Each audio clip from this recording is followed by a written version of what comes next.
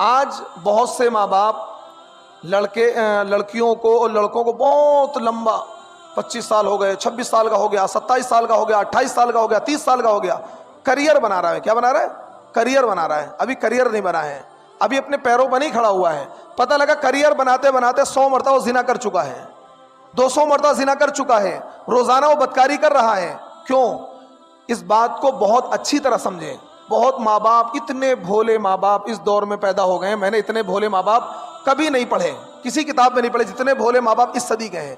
یہ سن 2000 کے بعد کا جو معاملہ شروع ہوا نا، ان 23 سالوں کے جو ماں باپ ہیں، اتنے بھولے ماں باپ کبھی پیدا نہیں ہوئے اس دنیا میں جتنے بھولے ماں باپ اب پیدا ہوئے ہیں. وہ کہتے ہیں بھائی پہلے کریئر بنائیں گے، پہلے لڑکی اچھی گریجویٹ بن جائے، لڑکا کیا ہے کریئر بنا لے. اور کریئر بناتے بناتے صبح شام بچہ مکالہ کر رہا ہے، لڑکی مکالہ کر رہی ہے، اور طرح طرح کے معاملات ہو رہے ہیں، اور ابھی کریئر ہی بننا ہے. ابھی جب بچے بالغ ہو جائیں، جس طریقے سے اللہ رب العزت نے انسان کو پیدا کیا ہے، انسان کے جسم میں اللہ نے 2 طرح کی بھوک رکھی ہے. وہ صاف صاف گفتگو کر رہا ہوں، صاف صاف، کیونکہ صاف صاف کروں گا شاید آپ کے سمجھ میں آ جائے، شاید کہ اتر جائے تیرے دل میں میری بات.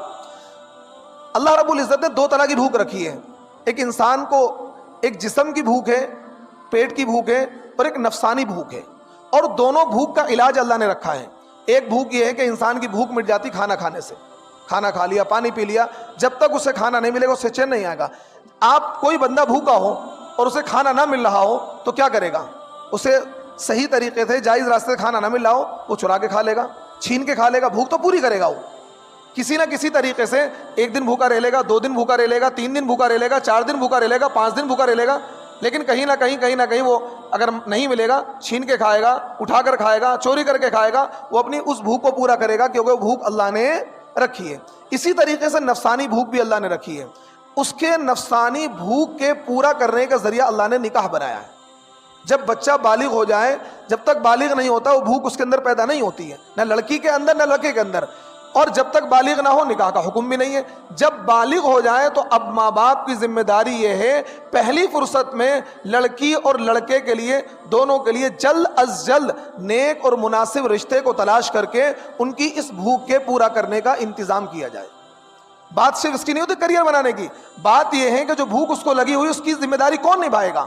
اب ہوتا کیا ہے، وقت گزرتا رہتا ہے، اور پھر آج کا پرفتن دور، آج کا یعنی جب زنا کے، بدکاری کے دروازے چوپٹ کھلے ہوئے ہیں، نکاح مشکل ہو گیا ہے، زنا آسان ہو گیا ہے.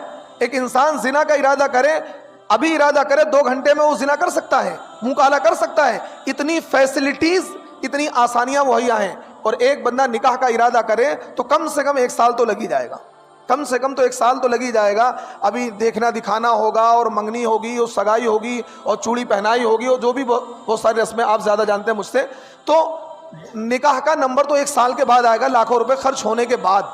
اور زنا ابھی ارادہ کرے شام تک زنا کر لے گا.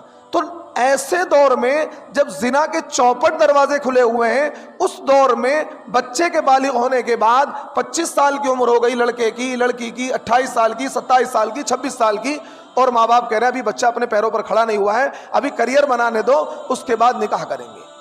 اور آج آپ کو بتا دوں، دیکھیے لوگ لڑکوں کی طرف سے بڑے بے فکر رہتے ہیں، لڑکے کی پاک دامنی کا خیال نہیں کرتے ہیں. لڑکی کی تو کسی حد تک لوگ فکر بھی کر لیتے ہیں، بھائی لڑکی جوان ہو گئی، اس کا نکاح جلدی سے کرو.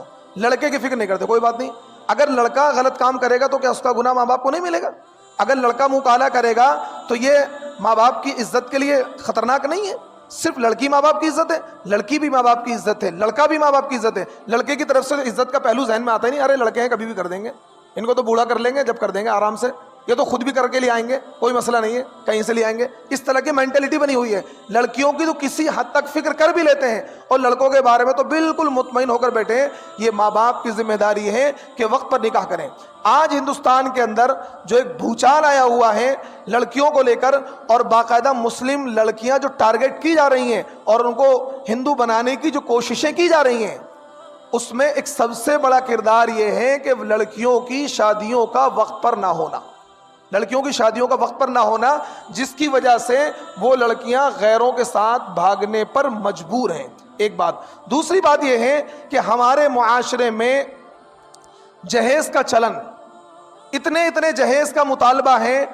کہ جس کی وجہ سے لڑکیاں اپنے گھروں پر بیٹھی ہوئی ہیں، ان کے ماں باپ کے پاس اتنے پیسے نہیں ہوتے ہیں کہ وہ اپنی بچیوں کا صحیح وقت پر نکاح کر دیں یا مناسب رشتہ انہیں مل جائے. لڑکیاں بیٹھی ہوئی ہیں اور سینکڑوں رشتے ان کے کینسل ہو جاتے ہیں، جس کی وجہ سے وہ غلط قدم اٹھانے پر مجبور ہو جاتی ہیں.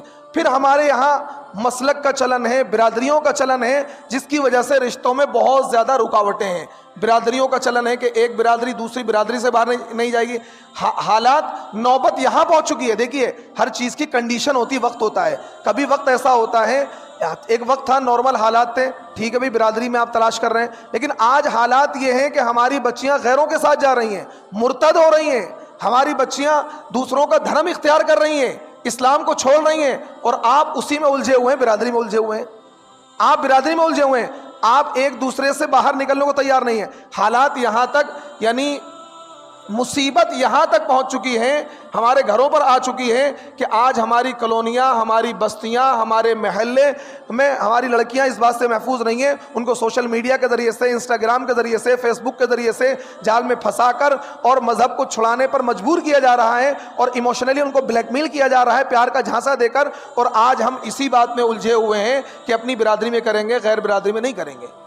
ایسی شدت، یعنی ایک لڑکی یا ایک لڑکا کسی غیر برادری میں نکاح کرنا چاہتا ہے تو ماں باپ تلوار لے کر کھڑے ہوئے کہ نہیں جی نہیں کرنے دیں گے، مار دیں گے، مر جائیں گے. اور جو غیر کے ساتھ بھاگ جاتی ہے پھر صبر کر کے بیٹھ جاتے ہیں. پھر کیا کرتے ہیں؟ صبر کر کے بیٹھ جاتے ہیں، بھائی چلو اب تو کوئی مسئلہ نہیں، ہو گیا.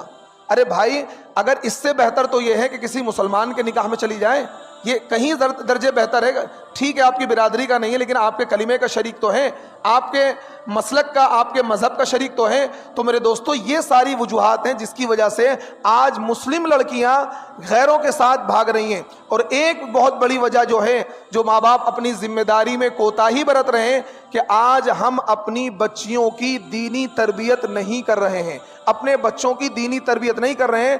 ہم ان کو اسکول میں، کالج میں پڑھا رہے ہیں لیکن اپنے گھر کے ماحول کو دیندارانہ نہیں بنا رہے، اور ان کو دین، اسلام، قرآن، نبی کی شخصیت، نبی کا تعارف، قرآن کا تعارف یہ ہم نہیں کرا رہے ہیں، جس کی وجہ سے آج وہ غلط قدم اٹھانے پر مجبور ہیں.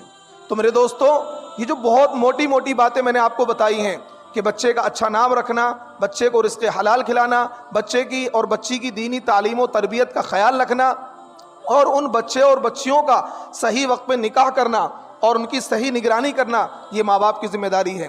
اگر کوئی لڑکا، کوئی لڑکی غلط قدم اٹھاتی ہے تو کہیں نہ کہیں اس میں ذمہ دار ماں باپ بھی بنتے ہیں. آپ اس ذمے سے بری نہیں ہو سکتے ہیں. ہاں اگر وہ بالغ ہے، قصوروار وہ بھی ہے، لیکن اگر آپ نے اس کی صحیح تربیت نہیں کری، صحیح مال نہیں کھلایا، تو کل قیامت کے دن اللہ کی عدالت میں آپ بھی مجرم بنا کر کھڑے کیے جائیں گے. اللہ رب العزت مجھے بھی اور حاضرین کو عمل کی توفیق عطا فرمائے. وآخر دعوانا ان الحمدللہ رب العالمین.